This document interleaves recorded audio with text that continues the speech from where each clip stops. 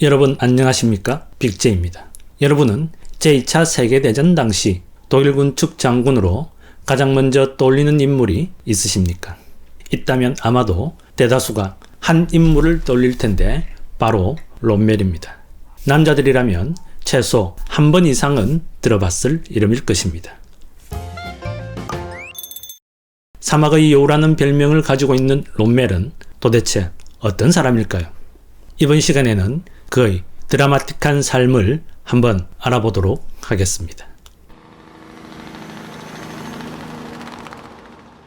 에르빈 롬멜은 1891년 11월 15일 독일 남부의 비르텐베르크주 하이덴하임에서 태어났습니다. 롬멜의 아버지는 고등학교 교사로 그의 가족은 중산층에 속했습니다. 롬멜에게는 2명의 남동생과 1명의 누나가 있었습니다. 바로 밑에 동생인 칼은 훗날 성공한 치과의사가 되었고 막내 동생인 게르하르트는 오페라 가수가 되었습니다. 롬멜과 가까웠던 누나 헬레네는 미술선생이 되었습니다. 수학과 야외 활동에 관심이 많았던 롬멜은 항공기술자가 되고 싶었지만 아버지의 반대로 뜻을 접고 포병장교 출신인 아버지의 권유로 직업 군인의 길을 가기로 결정했습니다. 당시 독일에서 장교가 되려면 우선 사병으로 복무한 뒤 장교들의 추천을 받아야 사관 후보생이 될 수 있었습니다.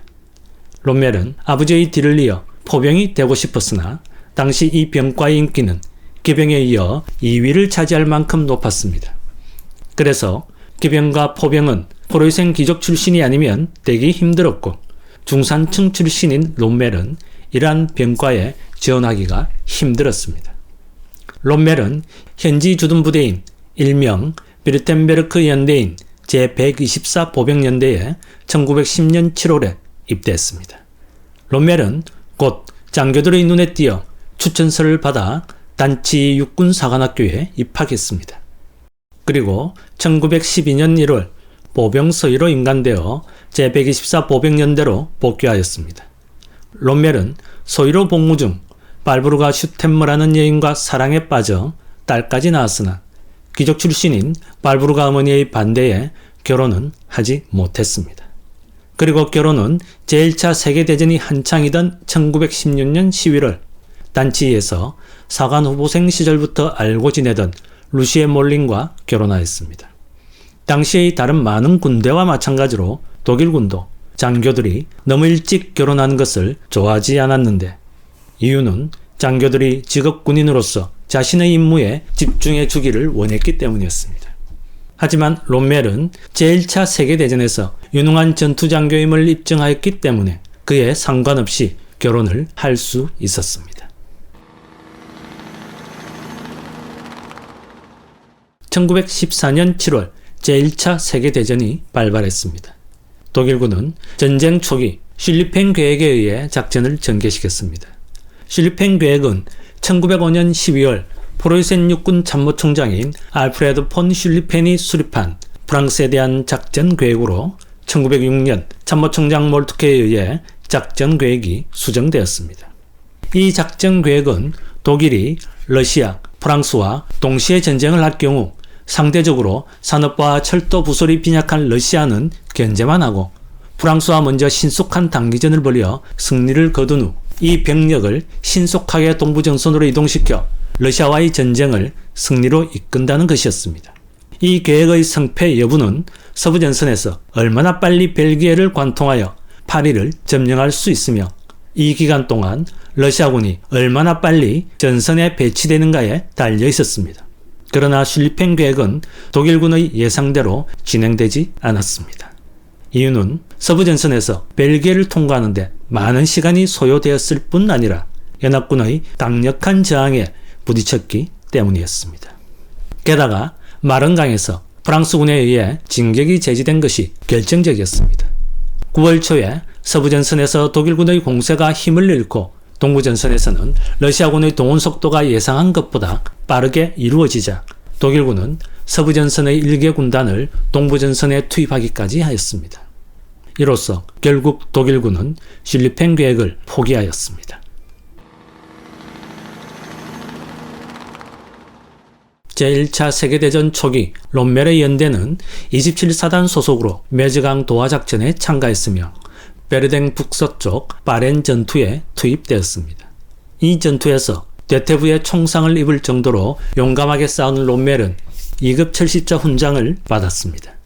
부상 회복 후 자대로 복귀한 롬멜은 한 중대의 지휘관이 되어 아르곤 전투에 투입되었습니다. 그의 중대가 프랑스군에 대한 공격에 성공함으로써 그는 1급 철시자 훈장을 받게 되었습니다. 이후 롬멜은 비르텐베르크 산악대대의 중대장으로 전출되었습니다. 제1차 세계대전 기간인 1915년에서 1917년 사이에 이탈리아와 오스트리아 간에 이손초강을 사이에 두고 벌어진 12차례의 전투가 그 유명한 이손초 전투입니다. 연합군 측인 이탈리아의 공격 목표는 오스트리아의 주요 항구인 트리에스테였습니다. 이탈리아군은 1917년 8월까지는 전진을 거의 못하다가 제11차 이손초 전투에서 트리에스테를 위협할 만한 거리까지 진격을 했습니다. 그러자 오스트리아군은 독일군에게 도움을 요청하였고 이에 산악군단이 소속된 독일 제14군이 파견되었습니다. 이들의 계획은 이손초강을 건너 이탈리아군을 몰아내는 것이었습니다.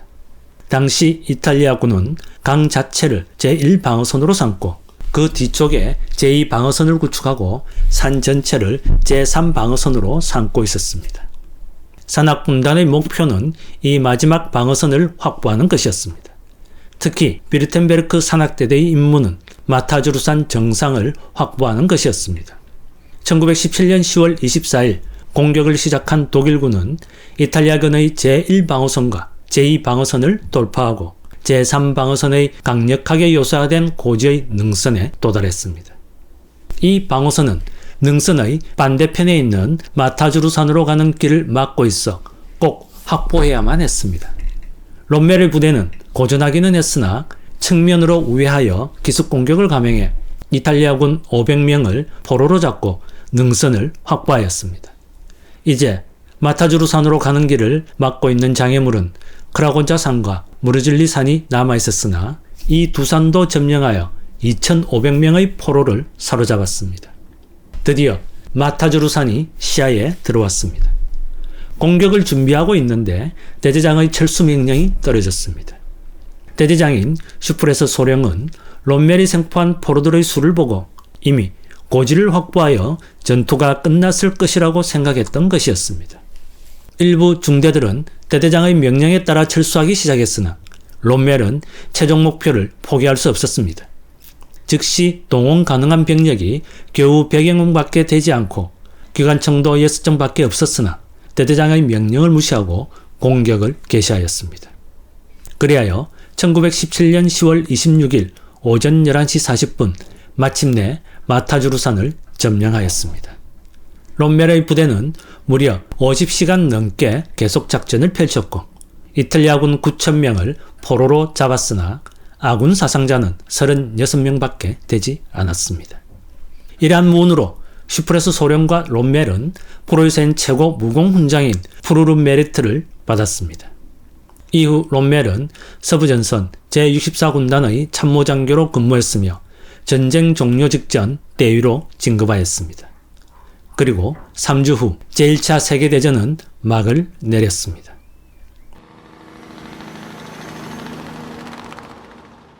제1차 세계대전에서 패전한 독일은 군의 규모가 심각하게 축소되었습니다. 그러나 엘리트 장교단은 살아남았는데 롬멜도 그중 한 명이었습니다. 전쟁 당시의 탁월한 전투 기록만으로도 이는 당연한 일이었습니다. 1920년 10월 롬멜은 제13보병연대의 중대장으로 9년 동안 복무하였고 우수한 근무 성적으로 1929년 9월 장교 후보생들을 교육하는 드레스덴 보병학교의 교관이 되었습니다. 1932년 소령으로 진급한 롬멜은 고슬라리에 있는 제17보병연대 제3대대의 지휘관으로 임명되었습니다. 롬멜은 고슬라리에서 히틀러를 처음 만났습니다. 1934년 9월 히틀러가 그 도시를 방문했을 때 롬멜의 대대가 그를 1시간 동안 경호했던 것입니다. 1935년 9월 중령으로 진급한 롬멜은 포츠당 군사학교의 전술교관으로 근무하여 두각을 나타내기도 했습니다. 1937년에는 제1차 세계대전 중에 직접 겪은 경험들에 관한 강의 내용을 모아 보병전술이란 제목의 책을 출간했는데 놀랍게도 베스트셀러가 되어 유명인사가 되기도 했습니다.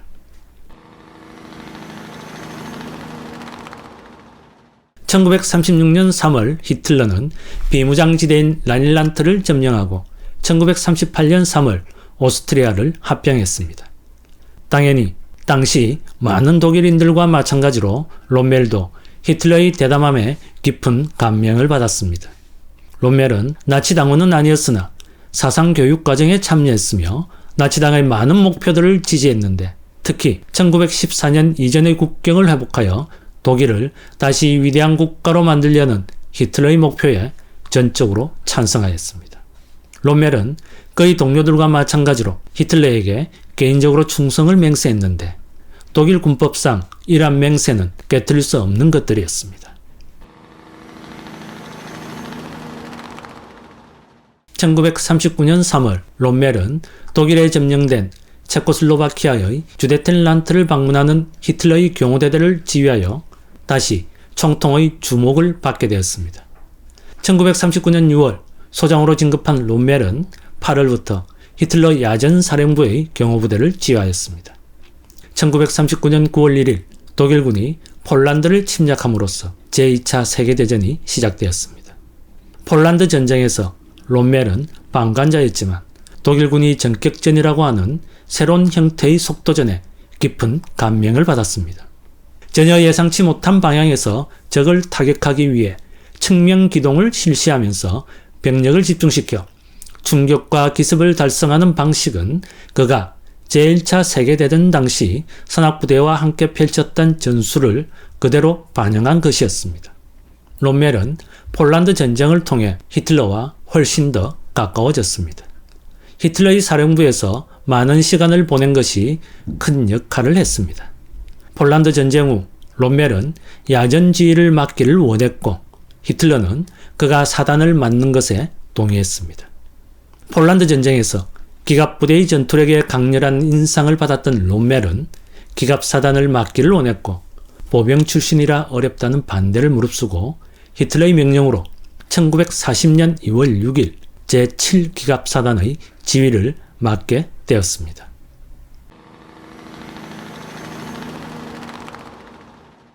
(1940년 2월 10일) 롬멜은 제7기갑사단의 지휘를 맡게 되었습니다.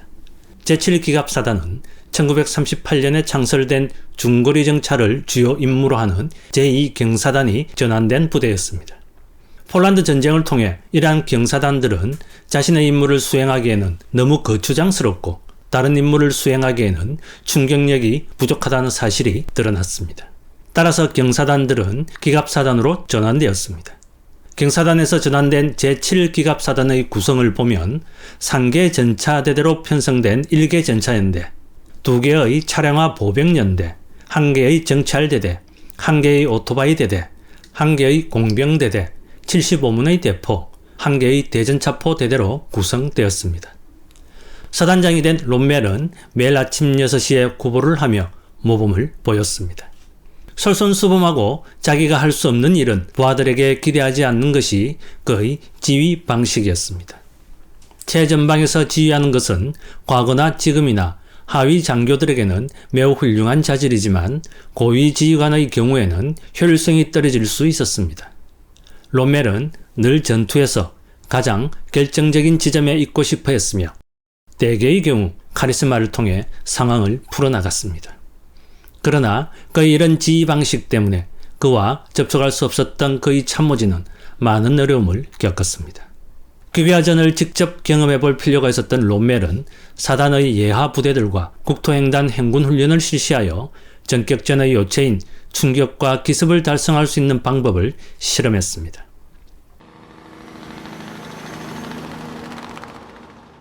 (1940년 5월 10일) 독일은 프랑스를 침공했습니다.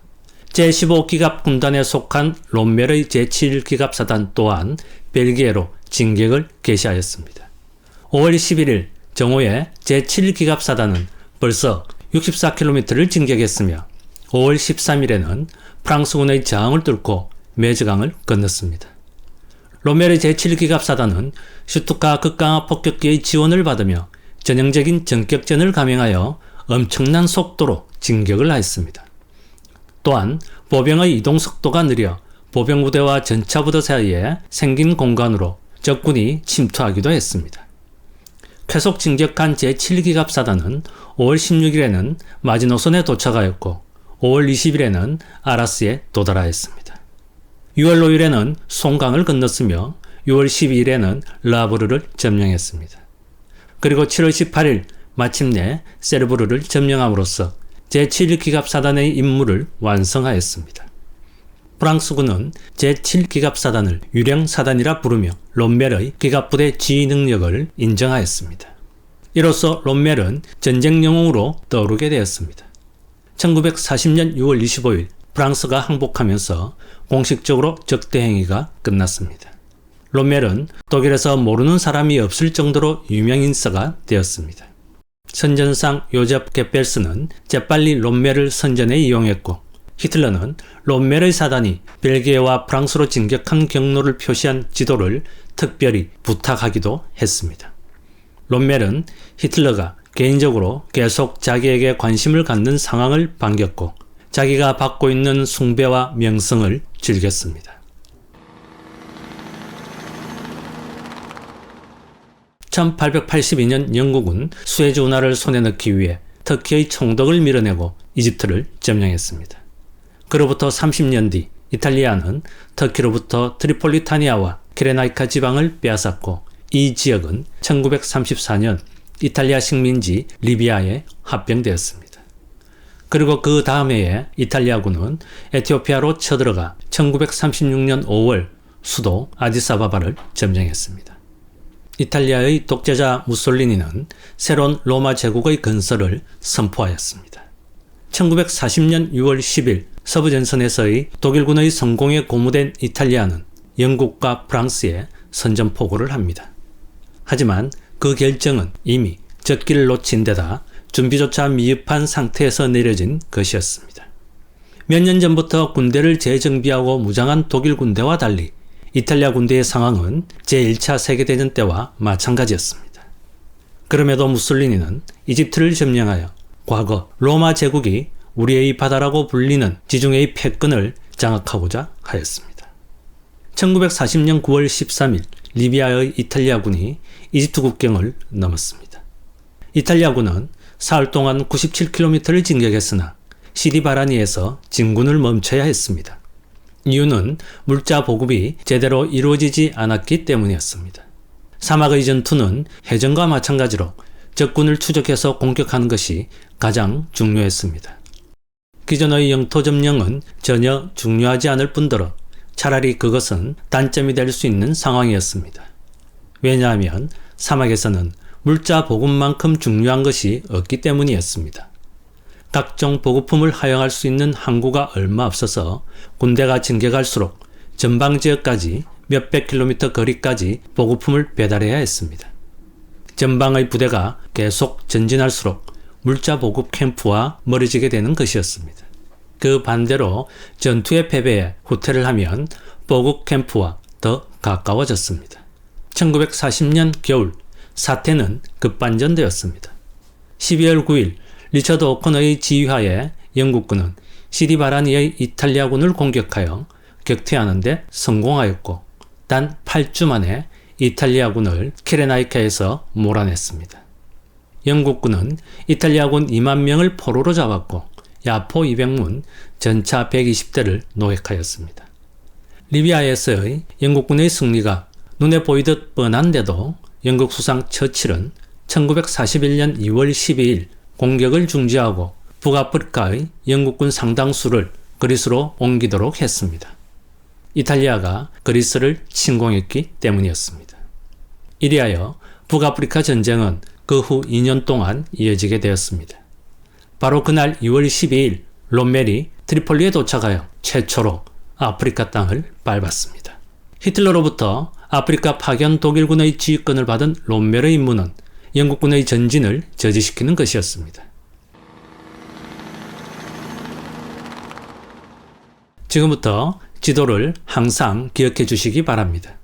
트리폴리에 도착한 롬멜은 방어가 쉽지 않다고 생각했습니다. 그러나 2주 동안의 정보 수집과 정찰 결과 영국군이 생각했던 것보다 약하여 공격 작전을 펼칠 가능성이 없다는 것을 파악했습니다. 이는 정확한 판단이었습니다.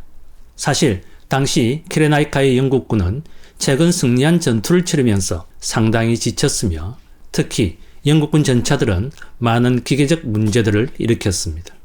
그리고 처칠의 명령으로 그리스로 병력을 일부를 이동시킨 결과 영국군은 진격할 더 이상의 병력을 가지고 있지 않았습니다.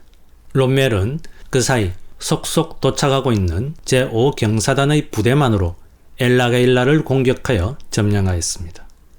계속 전진한 아프리카 군단은 4월 2일 아게다비아를 점령하였고 후퇴하는 영국군을 맹렬히 추격하기 시작했습니다. 아프리카 군단이 엘라게일라에서 솔룬까지 진격하는데 14일밖에 걸리지 않았습니다. 롬멜의 궁극적인 목표는 수에즈 운하였습니다. 보급선이 계속 길어지면서 알렉산드리아 서쪽에 있는 유일한 항구인 토브룩항을 확보하는 것이 중요해졌습니다. 따라서 롬멜의 다음 목표는 토브룩이었습니다. 그러나 영국군 역시 토브룩의 중요성을 인식하고 있었습니다. 그래서 영국군은 토브룩의 육지와 해안에 요새를 구축해 놓았습니다. 당시 롬멜은 이러한 사실을 전혀 파악하지 못하고 있었습니다. 4월 10일 아프리카 군단은 공격을 시작했으나 병사들은 지칠대로 지쳐 있었고 병력도 부족하였습니다. 여러 차례의 공격으로도 토브룩은 요지부동이었고 마침내 5월 4일 토브룩 공격은 중단되었습니다.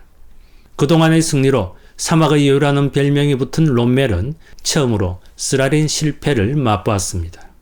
5월 15일 영국군의 공격이 있었으나 격퇴되었습니다. 6월 15일 영국군은 암호명 배틀렉스 작전을 개시하였습니다. 작전의 목표는 토브룩 수비대를 구하고 아프리카 군단을 몰아내는 것이었습니다. 그러나 영국군의 공격은 88mm 대전차포에 의해 격퇴되었습니다. 이 승리로 롬멜은 수에즈 운하에 도달하는 꿈을 꾸었으나 곧 물거품처럼 사라지고 말았습니다. 1941년 6월 22일 히틀러가 소련을 침공한 것이었습니다. 이로써 북아프리카 전선은 부차적인 전선으로 격화되었습니다. 그리고 항상 부족했던 보급 상황이 더욱더 어려워졌습니다. 이 와중에 롬멜은 대장으로 진급하고 그의 사령부는 기갑군 사령부로 승격되었습니다. 그의 직속 부대로는 제15기갑사단, 제21기갑사단, 제90경사단으로 이루어진 독일 아프리카 군단이 있었고 이탈리아군 제20, 제21군단을 지휘하에 두었습니다. 그리고 참모장 가우저를 도와줄 윤후관 참모진을 구성하였습니다. 1941년 8월부터 롬멜은 토브룩을 향한 최후의 결전을 준비하였습니다. 그러나 1941년 11월 18일 오킨렉을 새로운 사령관으로 해서 충실한 준비를 한 영국군 제8군이 선제 공격을 감행하였습니다. 치열한 전투 끝에 영국군의 공격을 저지하고 반격을 가했으나 별다른 성과를 거두지 못한 데다 토브룩에서 영국군 수비대 병력이 포위망을 뚫고 나왔으므로 공격을 중단해야 했습니다. 시간이 갈수록 영국군은 재보급을 받아 강화되었으나 아프리카 군단은 병력을 다 소모한 데다 보급까지 받지 못해 1941년 12월 7일 후퇴를 시작하였습니다.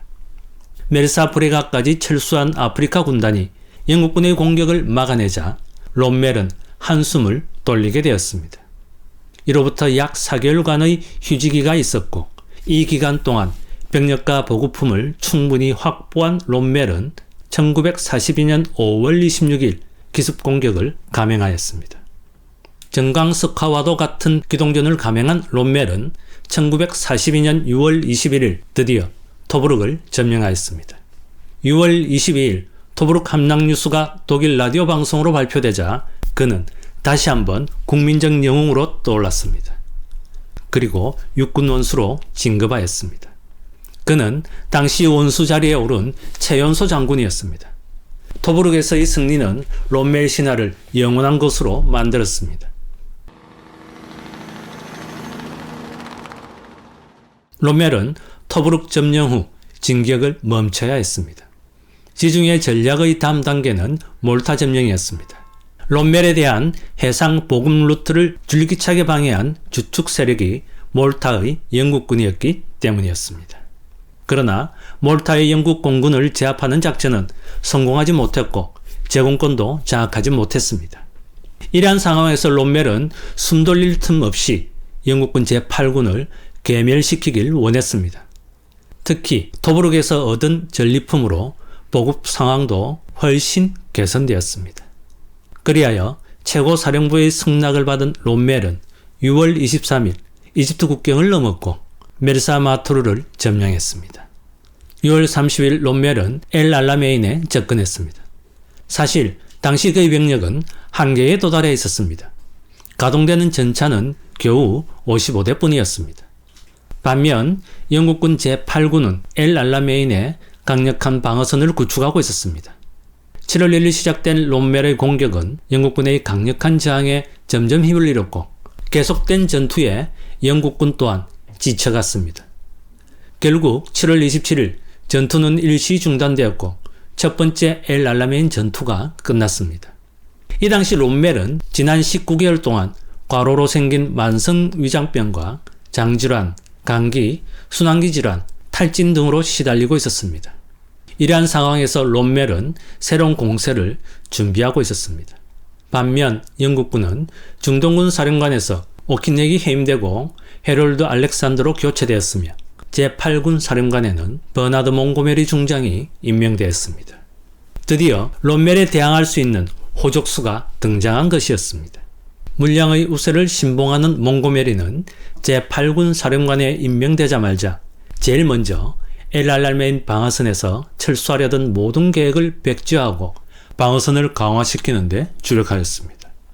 8월 30일 롬멜은 나머지 병력과 연료를 쥐어짜내어 최후의 공격을 감행했으나 만반의 준비를 하고 기다리고 있던 영국군의 강력한 방어에 막혀 9월 2일 마침내 공격을 중단하였습니다. 그리고 조심스럽게 후퇴하며 방어라인을 구축하였습니다. 9월 23일 롬멜은 건강을 회복하기 위하여 아프리카를 떠나 독일로 돌아갔습니다.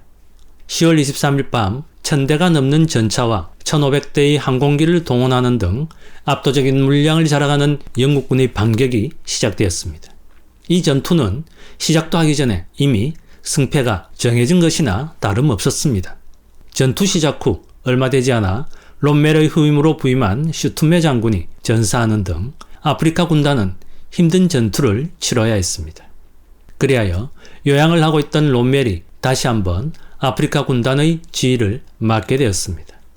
북아프리카로 돌아온 롬멜은 연료와 탄약, 병력 등 모든 것이 부족한 상황에서 더 이상 버티는 것은 무리라고 판단하고 히틀러에게 철수를 요청하였으나 돌아온 답은 귀관의 병사들에게 제시할 수 있는 유일한 길은 승리 아니면 죽음뿐이다 였습니다.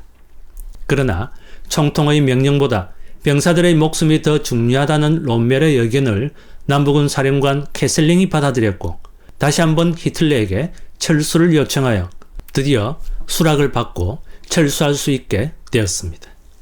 2차 엘-알라메인 전투에서 아프리카 군단은 1만 5천 명의 사상자와 전차 400대 및 대포 1000문을 잃었고 2만 3천 명이 포로로 잡히는 피해를 입고 패배하였습니다. 엘-알라메인 전투는 스탈린그라드 전투, 미드웨이 해전과 함께 제2차 세계대전의 전황을 바꾸는데 결정적인 역할을 한 전투로 꼽히고 있습니다.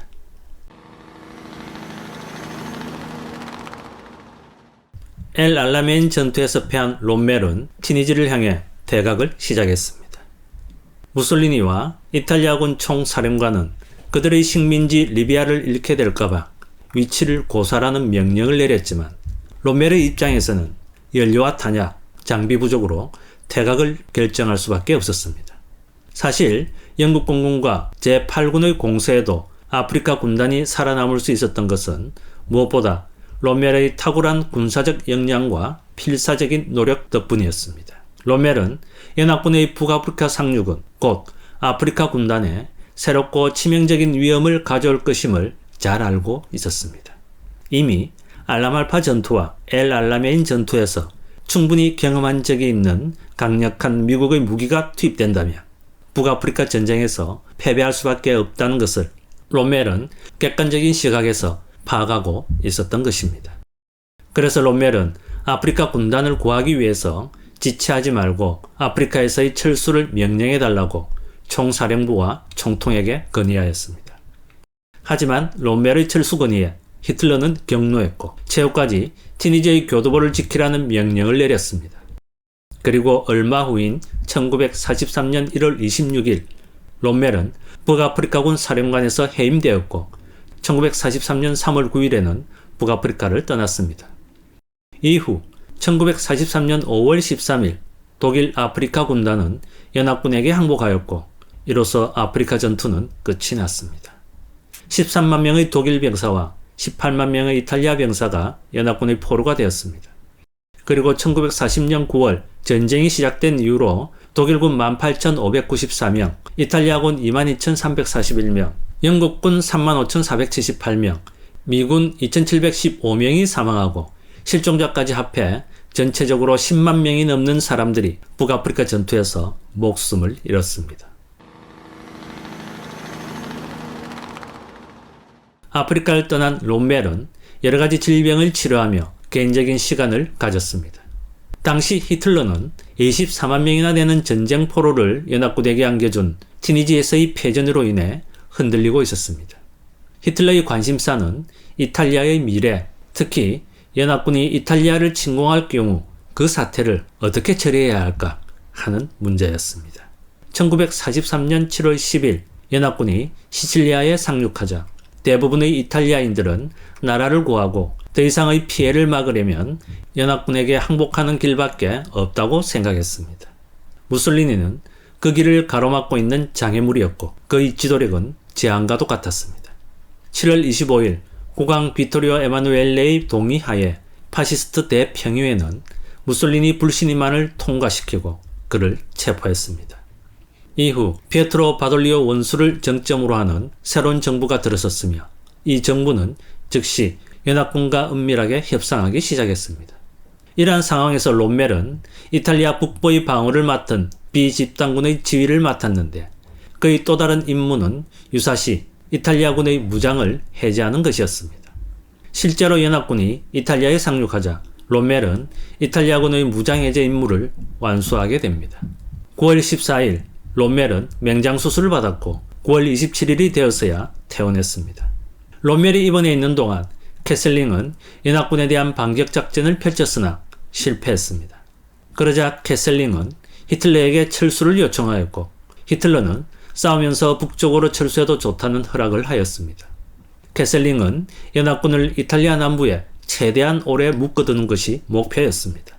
그러나 이 전략은 로마 북쪽의 아펜니노 산맥의 요새화된 방어선으로 철수한다는 롬멜의 계획과는 완전히 상반되는 것이었습니다. 연합군을 로마 남쪽의 산악지대에 묶어놓자는 캐슬링의 제안을 히틀러와 독일 국방군 최고사령부가 받아들이자 캐슬링의 위치는 더욱 강화되었습니다. 그럼에도 불구하고 히틀러는 롬멜을 이탈리아 방어군 총사령관으로 임명하려고 했습니다. 그러나 한 가지 조건이 있었습니다. 바로 롬멜이 캐슬링이 선택한 로마 남부 방어선을 고수하는 조건이었습니다. 하지만 롬멜은 이에 강하게 반대하며 자유로운 작전권을 요구했고 이탈리아를 오래 방어할 수는 없을 것이라는 의견을 피력하였습니다. 그러자 히틀러는 경노했고 롬멜을 비집단군 사령관직에서 보직 해임하였습니다. 그리고 캐슬링이 이탈리아 정구 최고사령관으로 임명되었습니다.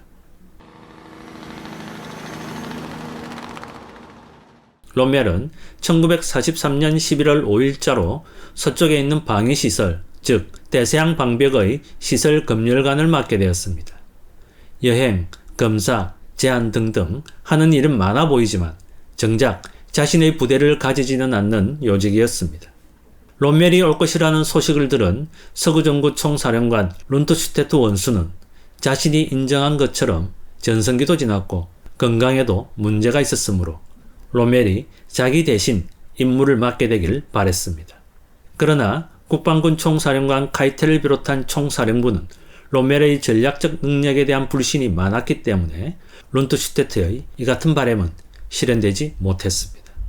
처음에 롬멜과 룬트슈테트는 사이가 좋지 못했으나 나중에는 좋아졌다고 합니다. 대서양 방백을 시찰한 롬멜은 연합군이 제공권에서 압도적인 우위를 차지할 가능성이 있으므로 보급이 매우 어려워질 수 있다고 생각했습니다. 이는 독일군이 전투에서 기동작전을 펼칠 수 없다는 뜻이었습니다. 따라서 연합군의 침공을 해안에서 막아야 한다는 것이 롬멜의 작전이었습니다. 롬멜의 보고를 받은 룬트슈테트는 롬멜의 전진 방어 전략을 승인했습니다. 그리고 이러한 전략을 위해서는 롬멜의 능력이 필요했고 결국 롬멜은 1944년 1월 15일 제15군과 제7군의 지휘권을 넘겨받았습니다. 1944년으로 접어들면서 롬멜은 대서양 방벽을 강화하기 위해 엄청난 노력을 기울였고 노력은 효과를 보았습니다. 해안의 장애물들은 설치가 되기 시작했고 병사들은 잘 훈련되어 있었습니다. 1944년 3월 롬멜은 참모장을 가우저에서 슈파이델로 교체를 했는데 슈파이델이 히틀러를 제거할 음모를 꾸미는 일당들 중 한 명이었다는 사실을 당시에는 몰랐습니다. 5월 초가 되자 연합군이 그달에 침공할 것이라는 소문이 퍼졌습니다. 히틀러는 노르망디가 상륙 지점이라고 확신했고 롬멜은 파드칼레 지역으로 예상했습니다. 하지만 5월이 다가도록 침공은 없었고 6월로 접어들며 날씨가 나빠지자 침공이 임박하지 않았다고 여겼습니다. 그래서 롬멜은 6월 6일이면 50세가 되는 아내의 생일을 축하해주기 위해 휴가를 떠났습니다. 노르망디 상륙작전은 제2차 세계대전 중인 1944년 6월 6일 영미연합군이 북프랑스 노르망디 해안에서 감행한 사상 최대의 상륙작전입니다. 정식 작전명은 오버로드 작전입니다. 이 작전은 전쟁 초기 서부전선에서 패하여 유럽 대륙에서 퇴각한 연합군이 독일 본토로 진공하기 위한 발판을 유럽 대륙에 마련하고자 감행한 것이었습니다. 1941년 독소전 개전 이래 독일과 치열한 싸움을 하던 소련은 영국과 미국 측에 서유럽에 제2전선을 구축하라고 강력히 요구했습니다. 그러나 영국 수상 처칠의 신중론 때문에 지연되었습니다. 1943년 11월 미국의 루즈벨트, 영국의 처칠, 소련의 스탈린은 테헤란 회담에서 1944년 5월 1일까지 프랑스의 상륙작전을 실행할 것을 확인했습니다. 이후 디데이는 5월이 아닌 6월 5일로 정해졌으나 악천후로 하루가 연기되어 6월 6일 총사령관 아이젠하워의 지휘 아래 미국 제1군, 영국 제2군, 캐나다 제1군이 주축이 된 연합군 병사 약 15만 5천 명이 북프랑스의 노르망디에 상륙했습니다. 당시 독일군은 파드칼레 방면이 상륙지점일 것이라고 생각하고 그곳에 정예부대를 배치했고 악천후 때문에 상륙 날짜도 늦춰질 것이라고 예상하고 있었습니다. 결국 전술적 기습효과를 톡톡히 본 노르망디 상륙작전은 제2차 세계대전에서 연합군이 승리하는 결정적인 계기가 되었습니다. 프랑스로 복귀한 롬멜은 전선 이곳저곳을 다니며 저항을 독려했으나 연합군의 압도적인 공세에 방어는 점점 힘들어졌습니다. 그래서 룬트슈테트와 롬멜은 히틀러를 만나 후퇴를 건의했습니다. 서부전선 총사령관인 룬트슈테트의 결론은 분명했습니다. 현재의 병력으로는 더 이상 연합군을 막기가 힘드니 여러 곳의 전선에서 군대를 후퇴시킨 뒤 유동적이며 독립적인 전투 지휘를 통해 현재 구할 수 있는 것은 구해야 한다는 것이었습니다. 그러나 히틀러의 대답은 후퇴는 불가하며 그 자리에서 죽을 때까지 싸우라는 것이었습니다. 하지만 두 명의 육군 원수는 여기서 물러서지 않고 연합국과의 평화협상을 정치적 해결책으로 제시했습니다. 그러나 히틀러는 무조건 항복을 요구하는 연합군의 태도로 볼 때 남아있는 길은 결사항전밖에 없다는 반응을 보였습니다. 그뒤 룬트슈테트는 서부정부 최고사령관직에서 해임되었습니다. 1944년 7월 17일 롬멜은 전선에서 참모부로 돌아오는 길에 연합군 전투기의 공격을 받아 큰 부상을 당하게 되었습니다. 롬멜은 다음날이 되어서야 의식을 되찾았는데 엑스레이 촬영 결과 두개골에 심한 골절을 입었고 관자도로에는 금이 갔으며 광대뼈는 부서지는 중상을 입었음이 판명되었습니다. 롬멜이 부상을 당한 1944년 7월 20일 동프레센의 총통지휘본부에서 히틀러 암살작전이 진행되었습니다. 그러나 작전은 실패했고 히틀러는 살아남았습니다. 회의실 테이블 밑에 폭탄을 설치했던 슈타펜베르크를 비롯한 일부 가담자들은 재판도 없이 처형되었습니다. 곧이어 비밀경찰 게슈타포에 의한 대대적인 체포작전이 진행되어 1200명이나 되는 사람들이 체포되었습니다. 그러나 이 모든 소동들은 롬멜을 비켜나갔습니다. 그는 한동안 의식이 혼미한 상태에 있었고 8월 8일이 되었어야 건강이 회복되기 시작했습니다. 롬멜이 부상당하기 전인 1944년 3월 롬멜의 참모장이 가우제에서 슈파이델로 바뀌었는데 이 슈파이델이 히틀러 암살 음모를 꾸미고 있는 사람들 가운데 한 명이었습니다. 슈파이델을 통해 롬멜은 슈투트가르트의 시장인 슈트렐린, 전 외무장관인 노이라스, 그 외 슈틸프나겔, 호프아크 등을 알게 되었는데 이들은 모두 히틀러 암살 음모의 주동자들이었습니다. 롬멜은 이들의 주장을 이해했으나 암살 계획은 완강히 거부했다고 합니다. 거부한 이유는 첫째, 히틀러를 순교자로 만들고 싶지 않았고 둘째, 히틀러 죽음 후 내란의 위험을 걱정했기 때문이었습니다.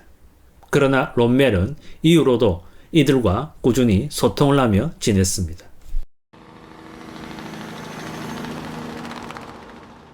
히틀러 암살 사건을 수사하던 게슈타포는 롬멜의 이름이 음모자들의 입에서 나왔음을 알게 되었고 이를 즉시 히틀러에게 보고했습니다.